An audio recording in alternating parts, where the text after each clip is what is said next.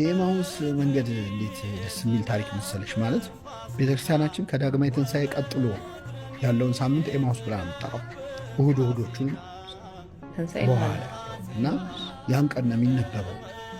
ሁለት ሰዎች የትንሣኤውን የጌታን ትንሣኤ ሰምተው አልተዋጠላቸው፣ ሴቶች ነው ያሉት ብለው ቅድም እንዳልኩሽ ከኢየሩሳሌም 12 ኪሎ ሜትር መንገድ ኤማሁስ የምትባል መንገድ አለች። መሄድ ጀመሩ።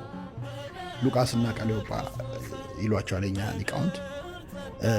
እና መንገድ እየሄዱ እያለ በቃ ተክዘው የሚያወሩት ስለ ክርስቶስ፣ በቃ በጣም ተክዘው እኛ በቃ እንዲያረጉት፣ ሰቀሉት፣ ገረፉት እያሉ ያወራሉ። ከዛ ጌታ መሃላቸው ተገኘ። መንገደኛው ነው አብሮ ሊሄድ ማለት ጨለማ ነው፣ በደንብ አይታይም። እሱ መሆኑን አላወቁት እና አብሯቸው ሲሄድ ምን አላቸው? በመንገድ ስትሄዱ እየጦለጋችሁ እየደከማችሁ ስለምንድን ነው የምታወሩት አላቸው። እንዴ ለኢየሩሳሌም እንግዳ ነው ወይ? አልሰማህም እንዴ የተደረገውን? በሰውና በእግዚአብሔር ፊት በስራውና በቃሉ ብርቱ ነቢይ ስለነበረው ስለ ናዝሬቱ ስለ ኢየሱስ ነው የምናወራው። እንዴት እንደሰቀሉት እንደገደሉት ነው። ይኸው እኛ ይቤዠናል ብለን ተስፋ አድርገን ነበር። ይኸው ከሰቀሉና ከገደሉት እኮ 3 ቀን ሆነው።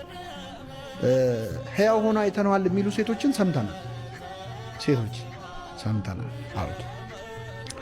ከዛ ጌታ ስለ እሱ የተነገሩትን ከኦሪት ጀምሮ እንግዲህ ሁሉም የመጽሐፍ ቅዱስ ታሪክ የሚያወራው ስለ ክርስቶስ ከአዳም ጀምረሽ ሁሉም ታሪክ ስለ ጌታ ያወራል። ስለዚህ ስለ እሱ በሙሴ መጽሐፍት የተነገሩትን ይተረጉምላቸው ጀመር እና ጸጥ ብሎ እየሰሙ እየተማሩ ደረሱ ኤማሁስ። እዛ ሲደርሱ በጣም መሽቷል እና ማታ ነውና ከእኛ ጋር ደር አሉት። ከእኛ ጋር ደርስ ሲሉት እሺ ብሎ አብሯቸው ገባና ምግብ ቀረበ፣ ጸለየ፣ ባርኮ ቆርሶ ሰጣቸው። ቆርሶ ሲሰጣቸው አይናቸው ተከፈተ። እሱ መሆኑን አወቁ ማለት ነው። ያኔ ተሰወራቸው። ቆርሶም ሰጣቸው፣ አይናቸው ተከፈተ ይላል። አይናቸው ሲከፈት በመንገድ ሲያናግረን መጽሐፍትን ሲተረጉምልን ልባችን ሲቃጠል አልነበር ወይ? ለካ እሱ ሆኖ ነው። ስለዚህ አናድርም እዚህ ብለው ተመለሱ ወደ ኢየሩሳሌም በማታ ሊናገሩ፣ ኧረ ተነስቷል ሊሉ ማለት ነው። እና ኤማሁስ ማለት ተስፋ ቆርጠሽ ከሄድሽበት መንገድ እግዚአብሔር የሚመልስሽ ቦታ ማለት ነው። በነገራችን ላይ ሁሉም ሰው ኤማሁስ አለ።